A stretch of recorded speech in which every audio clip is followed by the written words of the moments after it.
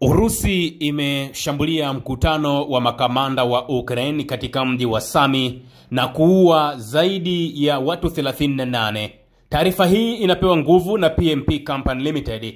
Kwa wale ambao mnahitaji kupatiwa huduma kemkem za PMP Company Limited, kama unahitaji kujenga choo cha kisasa ambacho hakijai, choo ambacho kinachukua eneo dogo, kinapamba nyumba, choo ambacho utakitumia maisha yote, basi unaweza kuwasiliana sasa hivi na PMP Company Limited ambao wanapatikana jijini Dar es Salaam kwa simu namba 0768 64 32 43. Na uzuri wa PMP Company Limited ni kwamba mkiingia katika makubaliano ya kufanya huo ujenzi wa choo cha kisasa, basi ufahamu kwamba watatumia gharama zao, na baada ya hapo utawapa fedha. Baada ya kuwa wamekamilisha kazi, wanakukabidhi, ndipo utakapo wapa hizo fedha zao. Wasiliana sasa hivi, na tunajua sasa hivi watu wameshatoka katika mwezi mtukufu wa Ramadhan, kwa hiyo yale mambo ya ubize na mambo mengine yamepungua kidogo. Kwa hiyo tunaamini kwamba shughuli bado zinatakiwa kuendelea kama kawaida. PMP Company Limited bwana wananipa nguvu ya kuwapa muendelezo wa ripoti ambao tulitoa hapa. Mnakumbuka tulioelezea juu ya mashambulizi ambayo yalifanywa na Urusi katika mkoa wa Sami, mmoja kati ya mikoa ambayo inapatikana kaskazini mashariki mwa Ukraine, na mkoa ambao unapakana na mikoa ya Kursk, Belgorod pamoja na Bryansk ya pale Urusi, ambapo Ukraine wamekuwa kiutumia mkoa wa Sami ambao upo takriban kilomita 25 kutoka katika mipaka ya Urusi, ambapo Urusi walifanya mashambulizi makali sana ambayo yalisababisha vifo vya zaidi ya watu 30 na wengine zaidi ya 80 kujeruhiwa.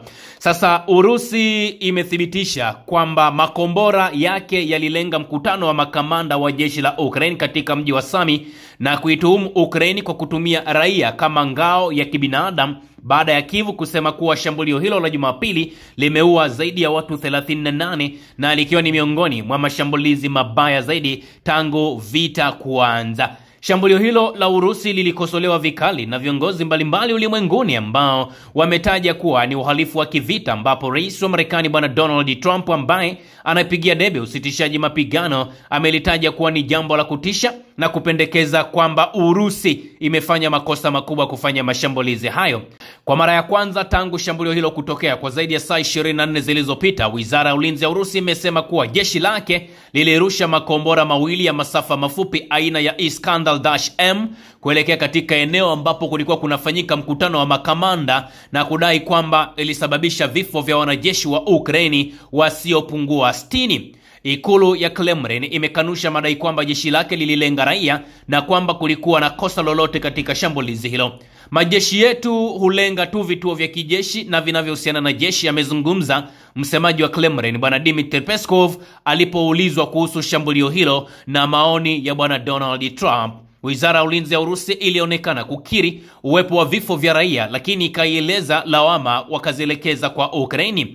Utawala wa Kyiv unaendelea kutumia raia wa Ukraini kama ngao ya kibinadamu kwa kuweka vituo vya kijeshi na kufanya mikusanyiko ya wanajeshi katika miji yenye watu wengi zaidi. Nafikiri watu wengi ambao mpo kwenye ile group letu la Team Russia mtakumbuka jana nilikuwa najibu baadhi ya maswali ambao mlikuwa mnaniuliza kwamba mbona tuliona wanasema hiyo Urusi imeichukua Sami pamoja na mambo mengine. The issue ni kwamba kuna kwenye ile mikoa ambayo ni mikoa ya kimkakati pale nchini Ukraine ndio ambayo Urusi wamekuwa wakiwekea target kali sana, na miongoni mwa mikoa hiyo ni pamoja na huo mkoa wa Sami ambao nimekupa historia yake kwamba ni moja kati ya mkoa wa kimkakati sana, kwa sababu unatumika kufanya majanga mbalimbali pale nchini Urusi, na majanga haya yanafanywa na Ukraine. Sasa kwa mujibu wa rais wa Ukraine bwana Volodymyr Zelensky, ambapo amechapisha bandiko katika ukurasa wake wa X, ameandika maneno haya: kwa sasa watu 38 wanapokea matibabu katika vituo vya afya mjini Sami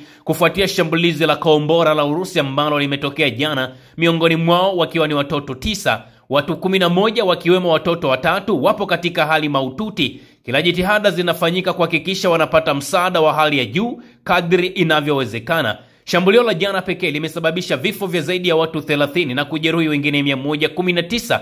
Kwa masikitiko makubwa watoto 2 wameuawa na wengine 15 kujeruhiwa. Yaani bwana Volodymyr Zelensky hazungumzi hata kidogo juu ya idadi ya wanajeshi ambao wameuawa zaidi ya 60. Anasema katika mji wa Odessa watu 7 wamejeruhiwa usiku wa kuamkia leo kufuatia shambulizi la droni na Shahid. Usiku huo huo Warusi walishambulia pia miji ya Sloviansk, Uman, Kharkiv, Aberislava pamoja na miji mingine na vijiji vingine. Maeneo yote yaliyoshambuliwa ni ya kiraia, majengo ya makazi, maduka na kituo cha huduma za magari. Ninatoa shukrani zangu kwa huduma zote za uokoaji na kwa kila mtu aliyehusika katika kuwaokoa waliojeruhiwa na kulinda maisha ya watu. Ugaidi wa Urusi unaendelea kila uchao na kila siku. Tangu mwanzo wa mwezi Aprili pekee, jeshi la Urusi limetumia mabomu ya angani takriban 2800, droni za mashambulizi takriban 1400, nyingi zikiwa ni droni aina ya Shahed na makombora karibu 60 ya aina mbalimbali yakiwemo yale ya masafa mafupi. Ni shinikizo la kweli tu dhidi ya Urusi linaloweza kusitisha hali hii. Vikwazo vya maana vinahitajika dhidi ya sekta zinazofadhili mashine ya mauaji ya Urusi. Aliyeanzisha vita hivi lazima azuiliwe na awajibishwe kwa yale aliyoyatenda. Hilo ndilo jambo la haki. Na washukuru wote duniani mnaofahamu ukweli huu na mnaounga mkono juhudi zetu za kujilinda. Tangu Urusi ilipoivamia Ukraine mwezi Februari, wamekuwa wakitoa madai kama hayo mara kwa mara. Hata hivyo, kuna ushahidi mkubwa unaonesha kuwa makombora na droni za Urusi zimeathiri vibaya mno majengo ya makazi, hospitali, shule, vituo vya treni na maeneo mengine ya kiraia katika kipindi cha miaka 3 ambayo imepita. Takwimu ambazo zimepatikana zinaonesha kwamba maelfu ya raia wakiwemo mamia ya watoto wameuawa kwenye mashambulizi mbalimbali. Maneno haya yanazungumzwa na Rais wa Ukraine Bwana Volodymyr Zelensky. Anasema ni watu waliochanganyikiwa kabisa kiakili na waovu ndio wanaweza kufanya jambo kama hili.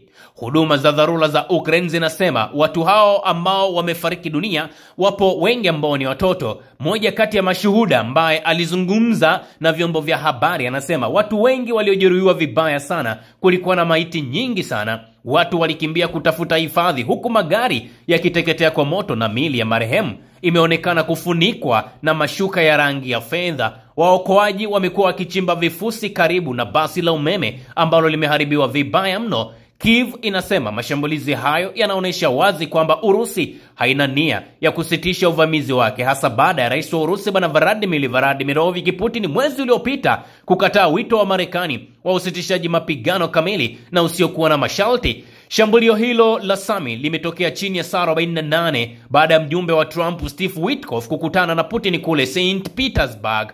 Kremlin siku ya Jumatatu wanaitisha kikao kuwa ni kikao cha msaada mkubwa ambacho kimekuwa na mafanikio makubwa, bila kufafanua zaidi kuhusu mazungumzo kati ya Marekani pamoja na Urusi. Wakati huo huo, washirika wa Ulaya wamelaani vikali shambulio hilo la Urusi dhidi ya Sami.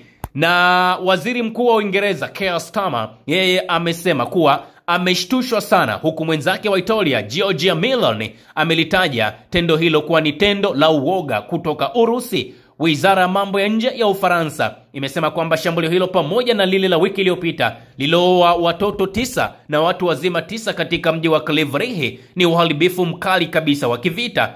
Mgombea kansela wa Ujerumani Friedrich Merz Jumapili amezungumza kwamba shambulio hilo ni uharibifu mkubwa wa kivita wa makusudi na wenye nia mbaya. Sasa Kremlin tarehe 14 mwezi wa 4 wamemkosoa Merz kwa kusema kwamba yupo tayari kuipatia Ukraine makombora ya Taurus. Anashinikiza msimamo mkali zaidi na anapigia debe hatua ambazo zinaweza na zitakapopelekea kuchochea zaidi mzozo wa Ukraine. Alizungumza Bwana Dmitry Peskov. Kwa bahati mbaya, miji mikuu ya Ulaya haionekani kuwa na nia ya kutafuta njia ya kufikia mazungumzo ya amani, badala yake inaelekea kuchochea vita zaidi. Mashambulizi mengine ya Urusi katika mkoa wa kaskazini mashariki mwa Kharkiv yalisababisha vifo vya wazee 4 kwa mujibu wa maafisa wa mtaa siku ya Jumatatu. Moscow imeongeza shinikizo katika maeneo ya Sami na Kharkiv mwaka huu. Viongozi wa kijeshi wa Ukraine wameonya kuhusu hujuma mpya katika maeneo hayo. Urusi tayari imewasukuma wanajeshi wa Ukraine kutoka takribani kilomita za mraba 50 katika mkoa wa Kursk magharibi unaopakana na Sami, kwa mujibu wa vyanzo mbalimbali. Jeshi la Urusi pia limevamia vijiji kadhaa vya mpakani na sasa linadhibiti takribani kilomita za mraba 95 katika mkoa wa Sami, ikiwa ni ongezeko kubwa ikilinganishwa na mwanzo wa mwaka 2025 ambapo halikuwa na udhibiti wowote katika eneo hilo. Kwa hiyo bango ni zito. Yani bango ni kali na bango ni zito, wanaendelea kutubu, wanaendelea kutoa mlio, lakini as long as ni kwamba Urusi walikubali kukaa kwenye meza mazungumzo, wasitishe mapigano kwa muda wa siku 30, lakini Ukraine wao walionyesha si watu ambao wanatamani kuona usitishwaji wa mapigano, na ndio maana sasa hivi kinachofanyika ni mapigo na mwendo. Usisahau kusubscribe, like na kubonyeza alama ya kengele. Asante.